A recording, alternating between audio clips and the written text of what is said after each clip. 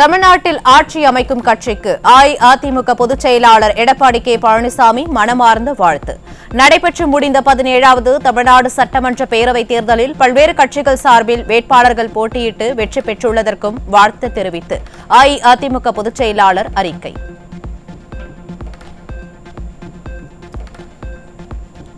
சென்னையில் ஏஐ மூலம் இளம் பெண்ணின் புகைப்படத்தை மார்பிங் செய்து இணையத்தில் பதிவிட்ட ஐடி ஊழியர் கைது.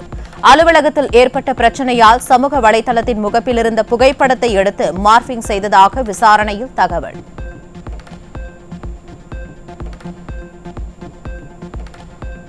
சென்னை எம்கேபி நகர் அருகே காதலிக்கும் போது சிறுமியுடன் நெருக்கமாக இருந்த புகைப்படங்களை பகிர்ந்த போதை இளைஞர் போக்சோ வழக்கின் கீழ் சிக்கினார்.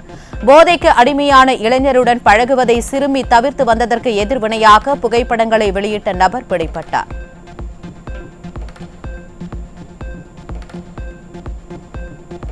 நாமக்கல் மாவட்டம் பள்ளிப்பாளையம் அருகே வீட்டில் தனியாக இருந்த சிறுமிகள் இருவருக்கு மது போதையில் பாலியல் தொந்தரவு அளித்த நபர் போக்சோவில் சிக்கினார்.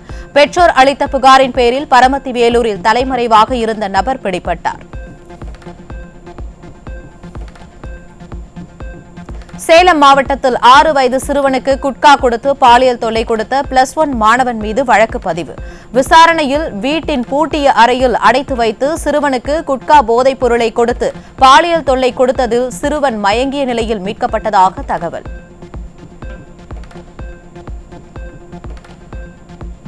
திருப்பூரில் திருமணம் மீறிய உறவில் இருந்த பெண்ணின் மகளை ஆபாசமாக வீடியோ எடுத்த கூலி தொழிலாளி.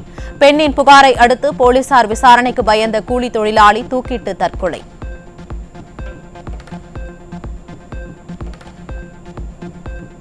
கிருஷ்ணகிரி மாவட்டம் ஓசூர் ஜூஜுவாடி சோதனை சாவடியில் பேருந்தில் கடத்தி வரப்பட்ட 6 கிலோ கஞ்சா பறிமுதல். கஞ்சா போதைப் பொருளை கடத்தி வந்ததாக தேனி மாவட்டம் உத்தமபாளையத்தைச் சேர்ந்த இந்திரஜித் என்பவரை கைது செய்து விசாரணை.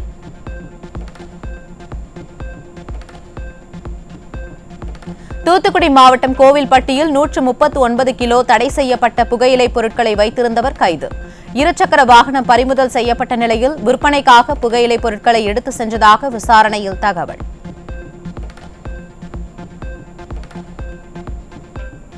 கடலூர் மாவட்டம் நெய்வேலி மாற்று குடியிருப்பு பகுதியில் பெட்டிக்கடையில் தடை செய்யப்பட்ட குட்கா போதைப் பொருட்களை வைத்திருந்த நபர் சிக்கினார். பிடிப்பட்ட நபரிடமிருந்து 31 கிலோ தடை செய்யப்பட்ட போதைப் பொருட்களும் பறிமுதல் செய்யப்பட்டன.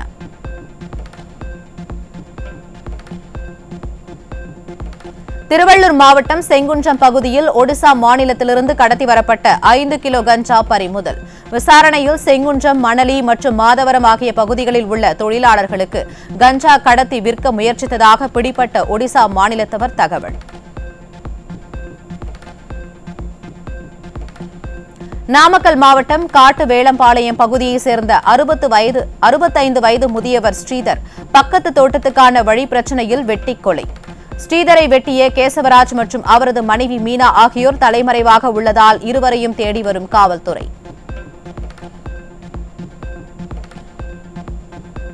கிருஷ்ணகிரி மாவட்டம் போச்சம்பள்ளி அருகே ரியல் எஸ்டேட் அதிபர் வெட்டி கொலை செய்யப்பட்ட சம்பவத்தால் பொதுமக்கள் அதிர்ச்சி. முன்விரோதம் காரணமாக கொலை நடந்ததா அல்லது தொழில் போட்டி காரணமாக படுகொலை செய்யப்பட்டாரா என்று காவல்துறையினர் தீவிர விசாரணை.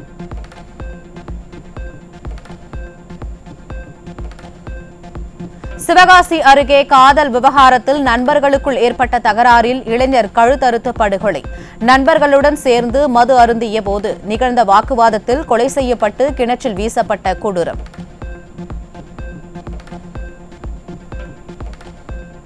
நாமக்கல் மாவட்டம் ராசிபுரம் அருகே தேங்கல்பாளையத்தில் தன்னை பற்றி அவதூறு பரப்பியதாக கூறி விவசாயியை தாக்கி அவரது இருசக்கர வாகனத்தை இளைஞர் தீ வைத்து எரித்த அதிர்ச்சி சம்பவம். உரிய வீடியோ காட்சிகளுடன் காவல் நிலையத்தில் புகார் அளிக்கப்பட்ட நிலையில் விசாரணை நடைபெறுவதாக தகவல்.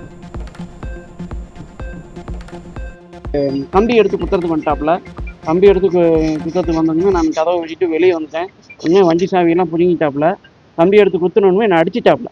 கண்ணத்தை பார்த்து சலான்னு அடிச்சோடனே எனக்கு மறுபடியும் சமைச்சி எடுத்துட்டு வந்துட்டாப்புல. நாங்கள் காலையில் 7 மணிக்கு சுமார் பொதுமக்கள் முன்னாடி எல்லாரும் இருக்கும்போதே எரிச்சிட்டாப்புல. அவங்க வீட்டுக்கு முன்னாடி வண்டி டிவி சைக்கிள் வண்டி எரிச்சிட்டாப்புல. தூத்துக்குடி மாவட்டம் கோவில்பட்டியில் ரேஷன் அரிசி கடத்திய நபர் 25 ரேஷன் அரிசி மூட்டைகளுடன் கைது. தப்பியோடியவர்கள் குறித்தும் போலீசார் விசாரணை.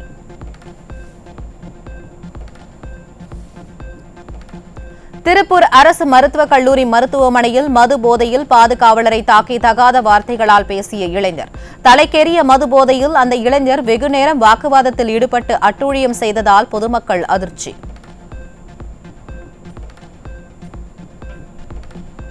சென்னை அண்ணா நகரில் அவசரமாக மருத்துவ செலவுக்கு பணம் தேவைப்படுகிறது என நாடகமாடி பழுதடைந்த பழைய செல்போன்களை புதிது என கூறி விற்று மோசடியில் ஈடுபட்ட கணவன், மனைவி உட்பட 4 பேர் கைது. கைது செய்யப்பட்ட 4 பேரும் நீதிமன்றத்தில் ஆஜர்படுத்தப்பட்டு சிறையில் அடைப்பு.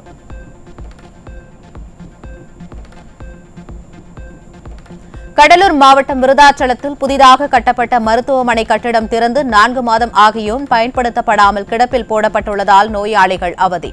மின் வாரியத்திற்கு உண்டான பணத்தை செலுத்தாததால் புதிய கட்டிடம் பயன்படுத்தப்படாமல் கிடப்பில் போடப்பட்டுள்ளதாகவும் மாவட்ட சுகாதாரத்துறை நிர்வாகம் உரிய நடவடிக்கை எடுக்க வேண்டும் எனவும் கோரிக்கை.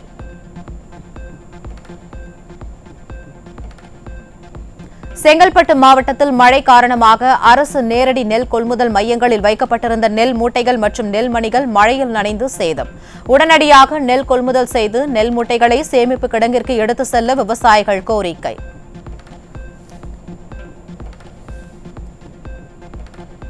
தூத்துக்குடி மாவட்டம் சாத்தான்குளம் நெல் கொள்முதல் நிலையத்தில் வைக்கப்பட்டிருந்த 500க்கும் மேற்பட்ட நெல் மூட்டைகள் கனமழையில் நனைந்து சேதம். நனைந்த நெல் மூட்டைகள் இன்னும் மழை நீரிலேயே கிடப்பதால் பெரும் இழப்பு ஏற்படும் என விவசாயிகள் வேதனை. திண்டுக்கல் மாவட்டம் பழனி மற்றும் அதன் சுற்றுவட்டார பகுதிகளில் கொட்டி தீர்த்த கோடை மழையால் களையமுத்தூர் பகுதியில் பயிரிடப்பட்டிருந்த நெற்பயிர்கள் சேதம். வேளாண் துறை அதிகாரிகள் சேதமடைந்த விளை நிலங்களை ஆய்வு செய்து உரிய இழப்பீடு வழங்க விவசாயிகள் கோரிக்கை.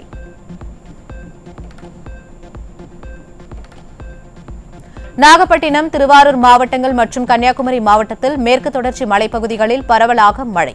திடீரென பெய்த மழையால் விவசாயிகள் மற்றும் பொதுமக்கள் மகிழ்ச்சி. மேற்குவங்க மாநிலத்தின் புதிய முதலமைச்சராக பாஜகவை சேர்ந்த சுவேந்து அதிகாரி பதவியேற்றார். கொல்கத்தாவில் மிக பிரம்மாண்டமாக நடைபெற்ற பதவியேற்பு விழாவில் பிரதமர் மோடி, மத்திய அமைச்சர்கள், என்டிஏ கூட்டணியில் உள்ள பிற மாநில முதலமைச்சர்கள் பங்கேற்பு.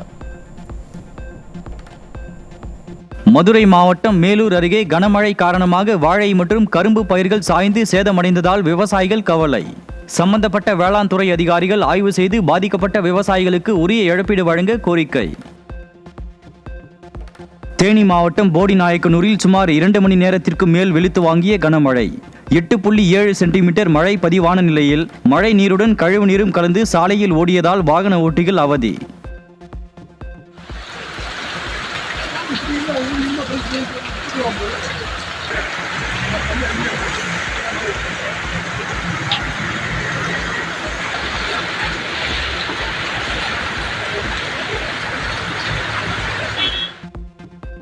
தருமபுரி மாவட்டம் பாலக்கோடு புதிய தேசிய நெடுஞ்சாலையில் மினி லாரியில் மூட்டை மூட்டையாக கடத்தி வரப்பட்ட 8 லட்சம் மதிப்பிலான 3 டன் குட்கா பறிமுதல். குட்கா கடத்தலில் ஈடுபட்டு தப்பி ஓடியவர்களுக்கு போலீசார் வலைவீச்சு. கோவையில் சமூக வலைதளங்களில் ஜாம்பி வீடியோ வெளியிட்டு பரபரப்பை ஏற்படுத்தியவர் கைது. பொதுமக்களிடம் தேவையற்ற பயமும் குழப்பமும் உருவாக்கும் வகையில் வீடியோ வெளியிட்டது விசாரணையில் அம்பலம். சென்னை அடுத்த வானகரம் அருகே சுடுகாட்டில் மர்மமான முறையில் ஒருவர் உயிரிழப்பு. கால் தவறி கீழே விழுந்து இறந்தாரா அல்லது கொலை செய்யப்பட்டாரா என்ற கோணத்தில் போலீசார் விசாரணை. ராமநாதபுரம் மாவட்டம் சாயல்குடியில் சொத்து தகராறு காரணமாக உடன் பிறந்த அண்ணனை நடுரோட்டில் ஓட விரட்டி அரிவாளால் வெட்டிய தம்பி பிடிபட்டார். இருவருக்கும் வாக்குவாதம் முற்றிய நிலையில் பனைமரம் சீவும் பாலை அரிவாளை கொண்டு வெட்டியதில் படுகாயமடைந்த அண்ணன் மருத்துவமனையில் அனுமதி. கள்ளக்குறிச்சி மாவட்டம் சங்கராபுரம் அருகே தூய்மை பணியாளரிடம் இருந்து 5 சவரன் தங்கச் சங்கிலியை பறித்துச் சென்ற நபர் சிக்கினார். ஏற்கனவே கொள்ளையடிக்கப்பட்ட 7 சவரன் நகைகளை வங்கியில் அடமானம் வைத்து பணம் பெற்ற நிலையில் பிடிபட்டார். தென்காசி மாவட்டம் வாசுதேவநல்லூர் அருகே தெருநாய் கடித்ததில் 6 பேர் அரசு மருத்துவமனையில் அனுமதி. உச்சநீதிமன்ற உத்தரவை பின்பற்றி சுற்றித் திரியும் தெருநாய்களை பிடித்து அப்புறப்படுத்த வேண்டும் என மாவட்ட நிர்வாகத்திற்கு பொதுமக்கள் கோரிக்கை. தமிழகம் முழுவதும் ஒரு மாணவர் சேர்க்கை கூட இல்லாமல் 432 ஆசிரியர்களை கொண்டு 311 பள்ளிகள் இயங்கி வருவதாக அதிர்ச்சி தகவலை வெளியிட்ட நிதி ஆயோக். தெலுங்கானாவில் 12,245 பள்ளிகளும் மேற்கு வங்கத்தில் 3,812 பள்ளிகளும் மாணவர்களின்றி செயல்படுவதாகவும் நிதி ஆயோக் தகவல். உலக அளவில் 15 முதல் 24 வயதுக்குட்பட்ட இளைஞர்களின் வேலையின்மை விகிதம் கடந்த ஆண்டு 12.60% மதிப்பிடப்பட்டுள்ள நிலையில் இந்தியாவில் 9.90% குறைந்துள்ளதாக SPI ஆய்வறிக்கையில் தகவல். கிராமப்புறங்களை ஒப்பிடுகையில் நகர்ப்புறங்களில் வேலையின்மை விகிதம் சற்று அதிகமாக காணப்பட்டாலும் முந்தைய ஆண்டுகளை விட கணிசமாக குறைந்துள்ளதாகவும் SPI அறிக்கை. நாய்களுக்கு ஏற்படும் கெனைன் ஸ்டெம்பர் வைரஸ் தொற்றால் வனவிலங்குகள் பாதிப்புக்குள்ளாகி வருவதால் தடுப்பு பணிகளை தீவிரப்படுத்த முடக்கிவிடப்பட்ட வனத்துறை. தமிழகம் உள்ளிட்ட தென் மாநிலங்களில் வன உயிரியல் பூங்காக்கள், வனவிலங்கு சரணாலயங்களில் கண்காணிப்பை தீவிரப்படுத்த மத்திய அரசு அறிவுறுத்திய நிலையில் நடவடிக்கை. மதுரை மாவட்டம் குளமங்கலம் அருகே தேசிய நெடுஞ்சாலையோரத்தில் மருத்துவ கழிவுகள் மற்றும் பிளாஸ்டிக் குப்பைகள் குவிந்ததால் கடும் துர்நாற்றம் வீசுவதாக பொதுமக்கள் குற்றச்சாட்டு. கழிவுகளால் நீர் மாசு மற்றும் தொற்றுநோய் அபாயம் அதிகரித்துள்ளதால் சுகாதாரத்துறை அதிகாரிகள் உடனடி நடவடிக்கை எடுக்க வேண்டும் என பொதுமக்கள் கோரிக்கை. ஆன்லைனில் மருந்து விற்பனை செய்வதை தடை செய்ய வேண்டும் உள்ளிட்ட பல்வேறு கோரிக்கைகளை வலியுறுத்தி மருந்து வணிகர்கள் நாடு முழுவதும் வருகிற 20ஆம் தேதி கடையடைப்பு போராட்டத்தை நடத்த முடிவு. போலி மருந்துகள், போதை மற்றும் கருத்தடை மருந்துகள் ஆன்லைனில் எளிதில் கிடைப்பதால் அதனை வாங்கி உண்ணும் இளம் பெண்கள், இளைஞர்கள் சீரழிவதாக புகார். தமிழ்நாடு மருந்து வணிகர்கள் சங்கம் வருகின்ற 20ஆம் தேதி இந்தியா முழுவதும் மருந்து கடைகள் கடையடைப்பு நடத்தி போராட்டம் நடத்த வருகின்ற காரணத்தால் பொதுமக்கள் அனைவரும் 2 நாட்களுக்கு முன்பாகவே தனது மருந்துகளை கொள்முதல் செய்து கொள்ளுமாறு அன்புடன் வேண்டுகிறோம். ஏன் நாங்கள் 20ஆம் தேதி நாடு தழுவிய கடையடைப்பு நடத்துகிறோம் என்றால், ஆன்லைன் மருந்து வணிகத்தை முற்றிலும் தடை செய்ய வேண்டும் என்ற எங்களுடைய கோரிக்கை கடந்த 3-4 ஆண்டு காலமாக வலியுறுத்தி வருகிறோம். மத்திய அரசையும் மாநில அரசையும் இணைத்துத்தான் நாங்கள் கோரிக்கை வைத்து வருகிறோம். ஆனால் எந்த அரசும் எங்களுக்கு செவிசாய்க்கவில்லை.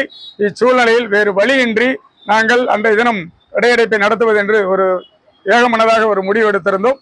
இந்த முடிவு ஜெய்ப்பூர், உதய்பூர் என்னும் இடத்தில் அகில இந்திய மருந்துவழி சம்மேளனத்தினுடைய கூட்டம் நடைபெற்றது. அக்கூட்டத்தில் நானும் ஒருவராக கலந்து கொண்டேன். அக்கூட்டத்தில் இந்த முடிவு எடுக்கப்பட்டது. மேலும் இந்த ஆன்லைன் மருந்து வணிகத்தால் நிறைய தூக்க மாத்திரைகள், கருத்தடை மாத்திரைகள், பிளஸ் கருக்கலைப்பு மாத்திரைகள், பிளஸ் போதை மாத்திரைகள் உள்ளிட்ட மாத்திரைகள் வருகின்ற காரணத்தால் பொதுமக்களும் இளைஞர்களும் பெரிதும் பாதிக்கப்படுகிறார்கள் என்ற நல்லெண்ணத்திற்காக பொதுமக்களுக்காக இந்த முதல் கோரிக்கையாக வைக்கிறோம். மதுரை கோவிலங்குளத்தில் கணவரை பிரிந்து வாழும் பெண் குடியிருந்த வீடு இடிக்கப்பட்ட விவகாரத்தில் வீடு என்பது வெறும் செங்கல் கட்டிடம் மட்டுமல்ல, ஒரு பெண்ணின் கண்ணியத்தை காக்கும் கடைசி புகலிடம் என்று நீதிபதி கருத்து. சமூகத்தில் எளிய மக்கள் எப்படி பாதுகாக்கப்படுகின்றனர் என்பதில்தான் உண்மையான ஜனநாயகம் உள்ளதாகவும் காவல்துறைக்கு உயர்நீதிமன்ற மதுரை கிளை நீதிபதி அறிவுரை. காஞ்சிபுரத்தில் சித்திரை மாத பிரமோற்சவ விழாவில் அஷ்டபுஜ பெருமாள் குதிரை வாகனத்தில் எழுந்தருளி பக்தர்களுக்கு அருள்பாலித்தார். ஸ்ரீதேவி பூதேவியருடன் அஷ்டபுஜ பெருமாள் வீதி உலா வந்த நிலையில் ஏராளமான பக்தர்கள் சுவாமி தரிசனம் செய்தனர்.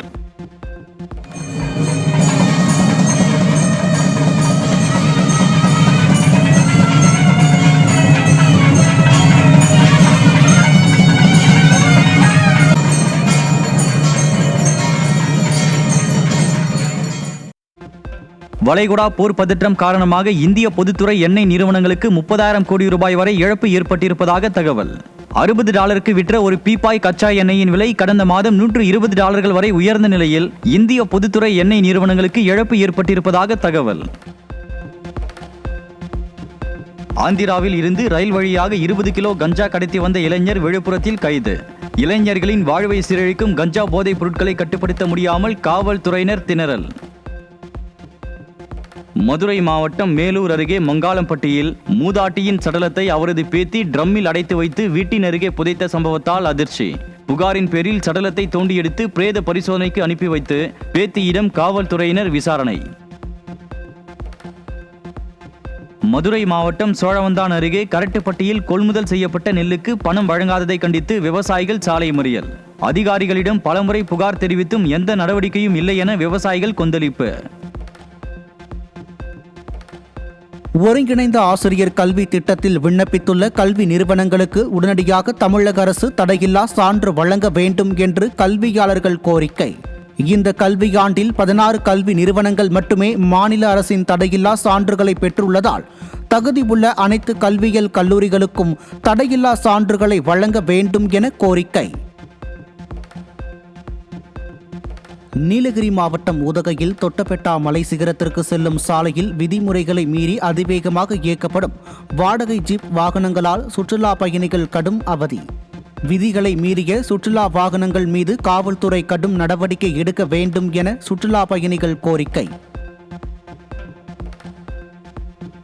விருதுநகர் மாவட்டம் ஸ்ரீவில்லிபுத்தூர் அருகே கனமழை கொட்டி தீர்த்த நிலையில் லட்சுமியாபுரம் ரயில்வே சுரங்கப்பாதையில் மழைநீருடன் தேங்கி நின்ற கழிவுநீரில் சிக்கிய தனியார் பேருந்து பழுதானது.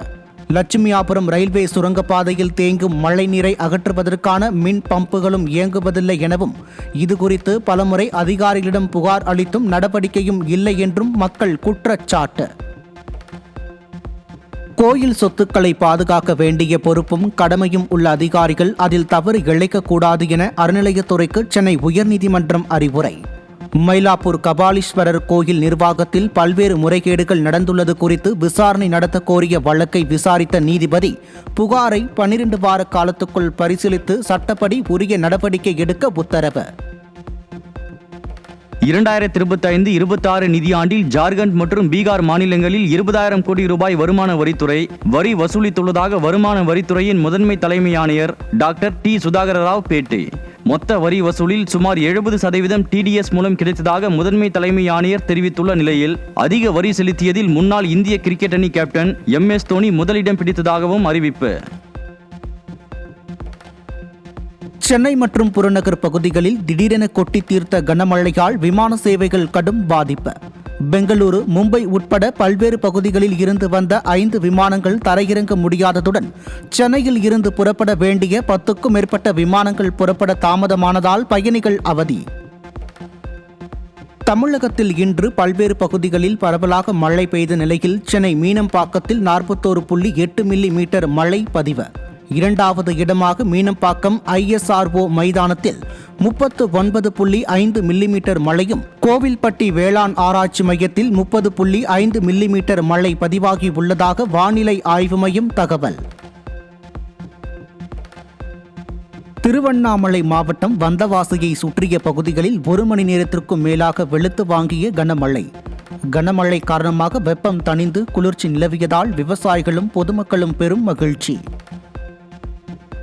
தாம்பரம் மற்றும் சுற்றுவட்டார பகுதிகளில் நீண்ட நாட்களாக கடும் வெயில் வாட்டி வந்த நிலையில் மழை பெய்து வெப்பம் தணிந்ததால் குளிர்ச்சியான சூழல். குரோம்பேட்டை, அனகாபுத்தூர், பம்பல், பல்லாவரம், முடிச்சூர் பகுதிகளில் பெய்த மழையால் மக்கள் மகிழ்ச்சி. திருவண்ணாமலை மாநகராட்சி மற்றும் அதன் சுற்றுவட்டார பகுதிகளான வேங்கிக்கால், ஏந்தல், நாச்சிப்பட்டு உள்ளிட்ட பகுதிகளில் இடி மின்னலுடன் பெய்த பலத்த மழை. சுமார் 1 மணி நேரத்திற்கும் பெய்த மழையால் வெப்பம் தணிந்து குளிர்ச்சி நிலவியதால் பொதுமக்கள், விவசாயிகள் மகிழ்ச்சி.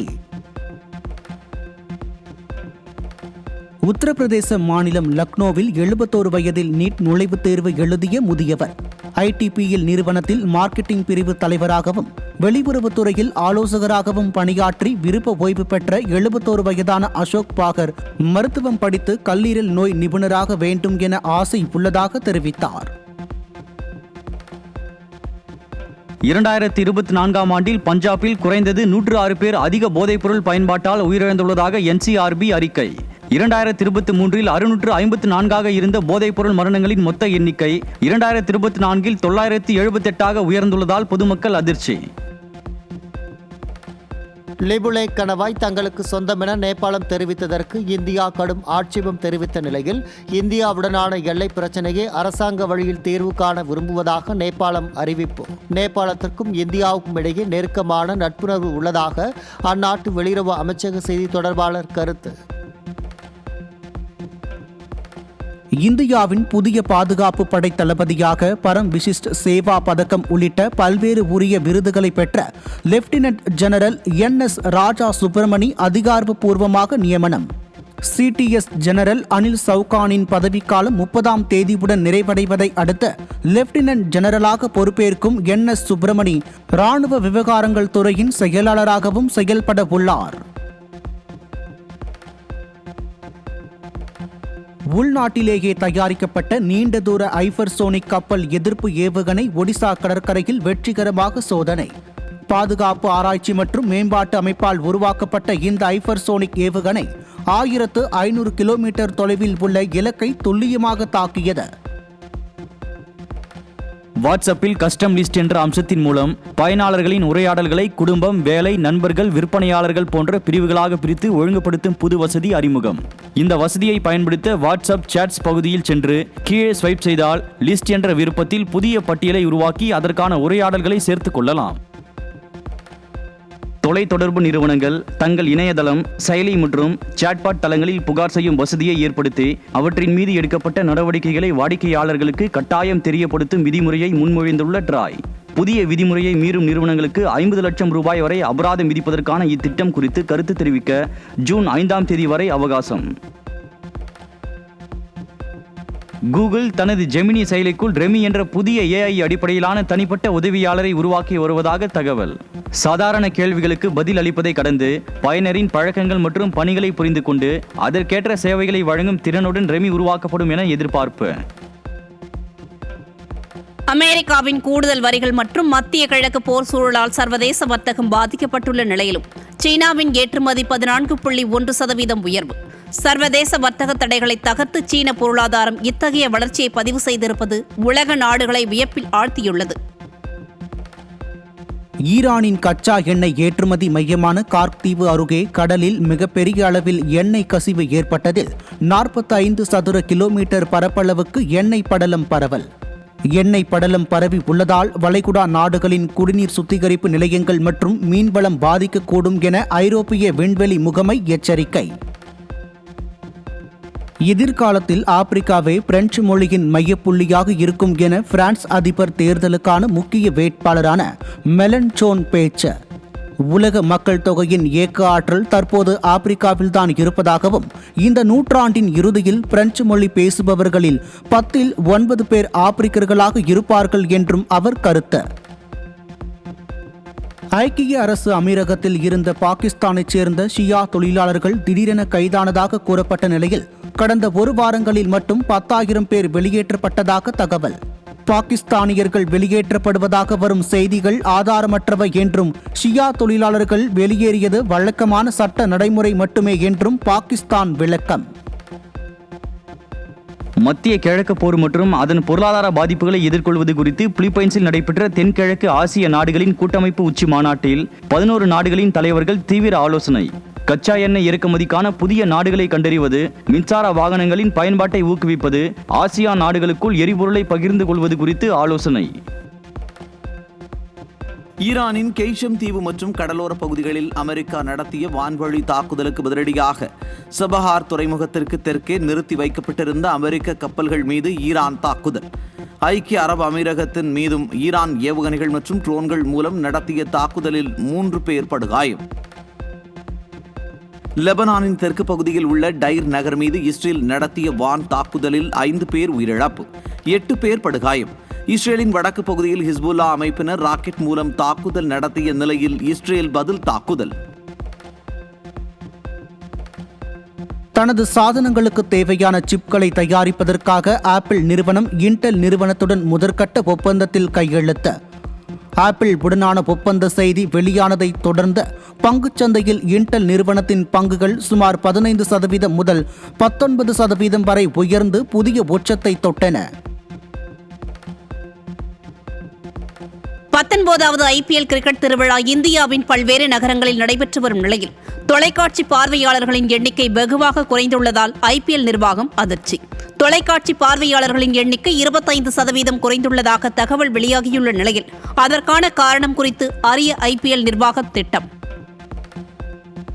நடிகர் விஜய் தேவர்கொண்டா பிறந்தநாளை ஒட்டி புதிய போஸ்டர் வெளியிட்டு வாழ்த்து தெரிவித்த ரவுடி ஜனார்த்தனா படக்குழு. இந்த போஸ்டரில் விஜய் தேவர்கொண்டா மாஸ் தோற்றத்தில் காட்சியளிப்பதால் அவரது ரசிகர்கள் உற்சாகம். காட்டாளன் படத்தின் முதல் பாடலின் புரோமோவை வெளியிட்டார் விஜய் ஆண்டனி. பால் ஜார்ஜ் இயக்கத்தில் ஆண்டனி வர்கீஸ் நடித்து வரும் காட்டாளன் படம் வரும் 28ஆம் தேதி திரையரங்குகளில் வெளியாகிறது. நடிகர் சூர்யா நடித்துள்ள கருப்பு படத்தின் புதிய போஸ்டரை வெளியிட்டது படக்குழுவினர். RJ பாலாஜி இயக்கத்தில் தயாராகியுள்ள இத்திரைப்படம் வரும் 14ஆம் தேதி வெளியாக உள்ள நிலையில் ரசிகர்கள் உற்சாகம். சவுதி புரோ லீக் கால்பந்து தொடரில் அல் நாசர் அணியின் சார்பாக விளையாடிய நட்சத்திர வீரர் கிறிஸ்டியானோ ரொனால்டோ தனது 100வது லீக் கோலை பதிவு செய்து அசத்தல். அல் நாசர் அணி 4-2 என்ற கோல் கணக்கில் அல் ஷபாப் அணியை தோற்கடித்ததோடு ஆட்டத்தின் 75வது நிமிடத்தில் சாடியோ மானே கொடுத்த துல்லியமான கிராஸை ரொனால்டோ மிகச்சிறப்பாக ஹீடர் செய்து கோலாக மாற்றினார். தேனியில் நடைபெற்ற மாநில அளவிலான அமெச்சூர் கிக் பாக்ஸிங் சாம்பியன்ஷிப் போட்டி 24 மாவட்டங்களைச் சேர்ந்த சுமார் 1000 வீரர் வீராங்கனைகள் பங்கேற்ற இப்போட்டியில் வெற்றி பெறுவோர் தேசிய அளவிலான போட்டிகளில் பங்கேற்பர். களிமண் தரையில் நடைபெறும் இத்தாலி ஓபன் சர்வதேச டென்னிஸ் போட்டியில் ஆண்கள் ஒற்றையர் பிரிவில் செர்பிய வீரர் ஜோகோவிச் அதிர்ச்சி தோல்வி. குரோஷிய வீரர் டினோ பிரிஸ்மைக் 2-6, 6-2, 2-4 என்ற செட் கணக்கில் ஜோகோவிச்சை வீழ்த்தி வென்று அடுத்த சுற்றுக்கு முன்னேற்றம். ரோம் நகரில் நடைபெற்று வரும் இத்தாலி ஓபன் டென்னிஸ் தொடரில் அமெரிக்காவின் கோகோ காஃப் வெற்றி. பெண்கள் ஒற்றையர் பிரிவில் நடைபெற்ற 3வது சுற்று போட்டியில் அர்ஜென்டினாவின் சொலோனா சியர்ராவை 5-7, 6-0, 6-4 என்ற கோல் கணக்கில் வீழ்த்தி 4வது சுற்றுக்கு முன்னேறினார் கோகோ காஃப். சென்னையில் நாளை நடைபெறும் சிஎஸ்கே லக்னோ அணிகளுக்கு இடையேயான ஐபிஎல் போட்டியை காண வரும் ரசிகர்கள் மெட்ரோ ரயில்களில் கட்டணமின்றி பயணிக்கலாம். போட்டி நுழைவுச் சீட்டு வைத்திருக்கும் ரசிகர்கள் சென்னையில் உள்ள எந்தவொரு மெட்ரோ நிலையத்திலும் இருந்தும் அரசினர் தோட்டம் நிலையத்திற்கு இலவசமாக சென்று வரலாம் என அறிவிப்பு.